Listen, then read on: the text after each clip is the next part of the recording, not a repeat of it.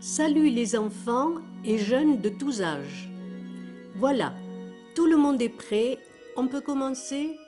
D'abord, nous aimerions vous dire que nous sommes contents que vous soyez là avec nous, même si ce n'est pas pour assister à un grand spectacle rigolo que nous vous avons conviés.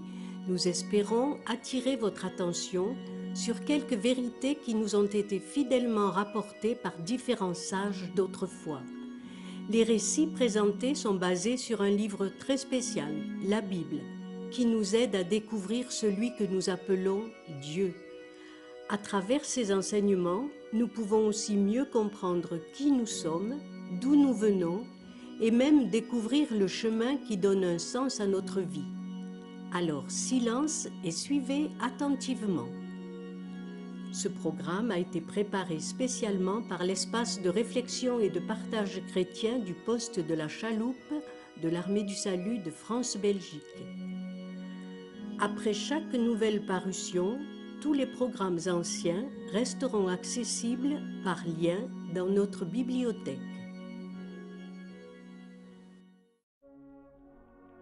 Joseph, le rêveur maladroit. D'après les chapitres 37 à 41 du livre de la Genèse.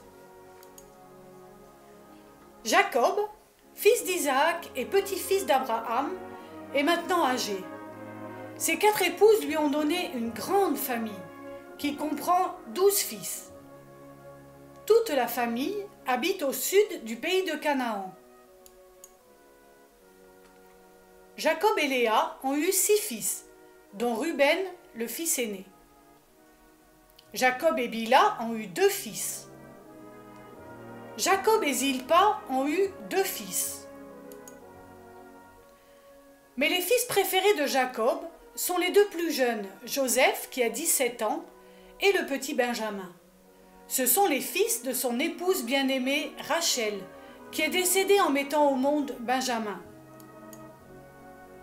Voilà une belle famille unie. Unie, pas si sûre. Le jeune Joseph a tendance à rapporter à son père les mauvais propos de ses frères. Papa, tu sais ce que mes frères ont dit? Ouf, quel rapporteur! Jacob n'arrange pas les choses, car il a tendance à favoriser Joseph. Regarde Benjamin, la belle tunique colorée que j'ai offerte à Joseph. Waouh, mon frère c'est le plus beau. Ouf! Ça va mal finir. Et pour couronner le tout, Joseph fait des songes étranges. Et il ne peut pas s'empêcher de les raconter à ses frères. Nous étions dans un champ, en train de lier des gerbes. Et vos gerbes se sont inclinées devant la mienne. J'espère que tu ne penses pas que nous allons nous incliner devant toi. Il m'énerve. Même son père finit par lui faire une remarque, après que Joseph ait raconté à sa famille un autre songe similaire. Qu'est-ce que tu nous chantes avec tes rêves? Ouf! Joseph ne se rend pas compte qu'il énerve tout le monde. Quelque temps plus tard, les frères de Joseph partent vers le nord pour garder les troupeaux de la famille pendant plusieurs semaines.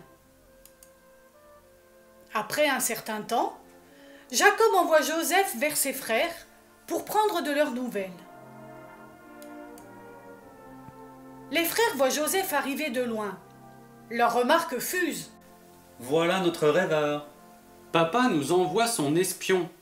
Et si on se débarrassait définitivement de lui? C'est une belle occasion. Ruben, l'aîné, essaye de calmer ses frères. Pas de réaction excessive. Jetez-le dans le puits vide si vous voulez, mais ne lui faites pas de mal. Je le délivrerai plus tard et je le renverrai à papa. Dès que Joseph arrive, ses frères se jettent sur lui. Tu n'auras plus besoin de ta belle tunique. Aïe, je vais le dire à papa! Tu n'es pas prêt de le revoir, ton papa chéri. Et ils jettent Joseph dans le puits vide. En attendant, prends le frais ici. Dis-le à papa si tu peux. Fais de beaux rêves. Non! Après ces émotions, ils se dispersent pour manger. Quelques-uns restent autour du puits. Laissez-moi sortir! Regardez, une caravane. Les frères reconnaissent une caravane conduite par des descendants d'Ismaël, l'oncle de leur père Jacob. La caravane se dirige vers l'Égypte avec des chameaux chargés d'aromates et de baumes. Judas, un des fils de Léa, a une idée. Nous pourrions vendre Joseph comme esclave à ces marchands. Bravo! C'est une façon élégante de nous débarrasser définitivement de lui. Les frères vont à la rencontre de la caravane. Bonsoir, seriez-vous intéressé par un jeune esclave? Faut voir. Joseph est tiré hors du puits et présenté aux marchands. Très bonne qualité, 17 ans, en bonne santé. Et pas cher.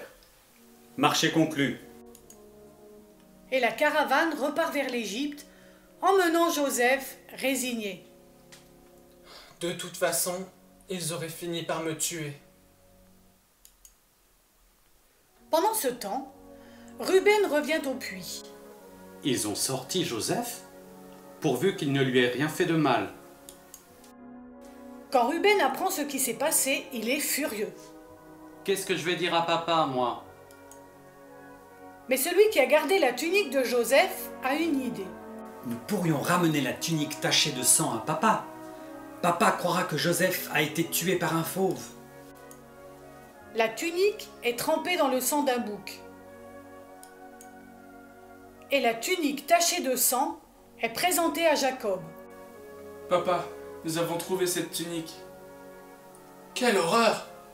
C'est la tunique de mon Joseph! Comme prévu, Jacob imagine que Joseph a été dévoré par un fauve sur la route. Alors que Jacob porte le deuil de Joseph, celui-ci est vendu comme esclave en Égypte. L'acheteur est Potiphar, chef des gardes du Pharaon. Waouh, c'est une bonne affaire. Mais Dieu est avec Joseph. Rapidement, Potiphar apprécie beaucoup son nouvel esclave. Ma chérie, je te présente Joseph, mon esclave le plus doué. Et le plus mignon. Potiphar confie la gestion de sa fortune à Joseph et il ne le regrette pas. Dieu est vraiment avec toi. Nous sommes bénis à travers toi. C'est vrai.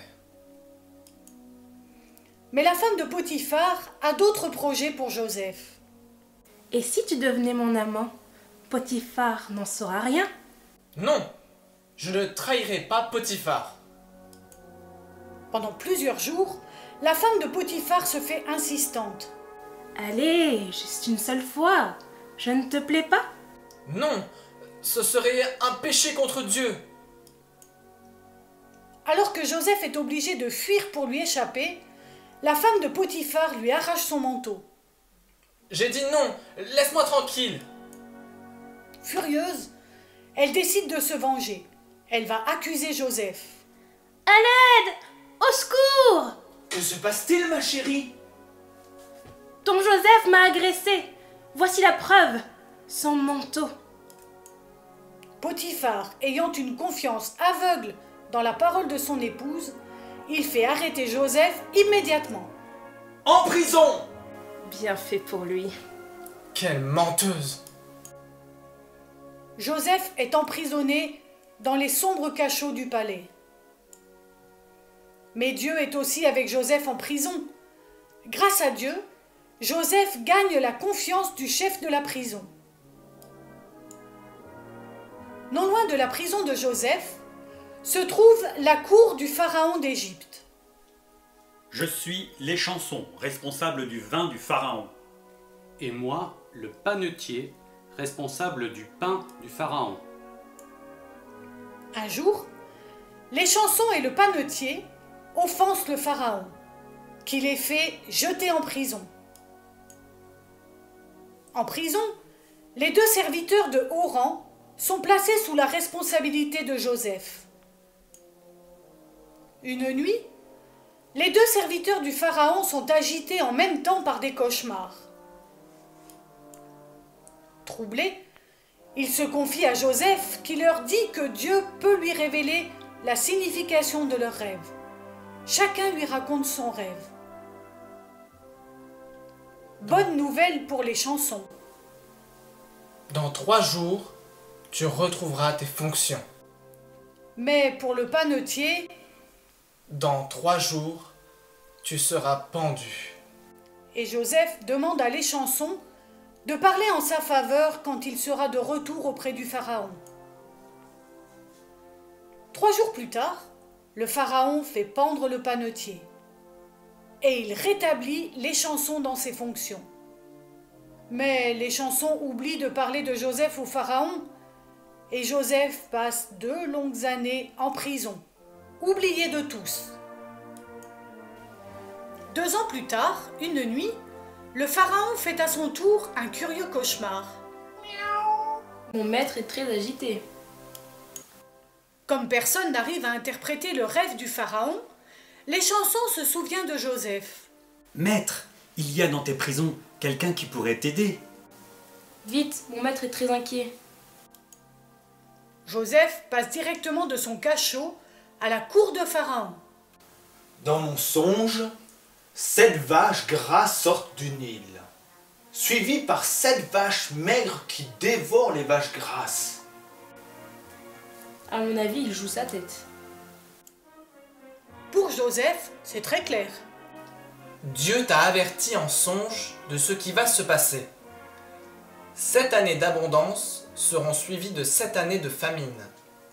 Fais donc des réserves en période d'abondance. Il est trop fort. Le pharaon est tellement soulagé qu'il fait libérer Joseph aussitôt. Joseph, je vais avoir besoin de ton aide. Ouf, mon maître est content. Joseph devient gouverneur de l'Égypte. Il est le plus grand personnage du royaume après le pharaon. Il est chargé d'organiser la préparation de la grande famine qu'il a prédite. Tous doivent lui obéir. Joseph, tu as en toi l'Esprit de Dieu. Personne n'est aussi sage que toi.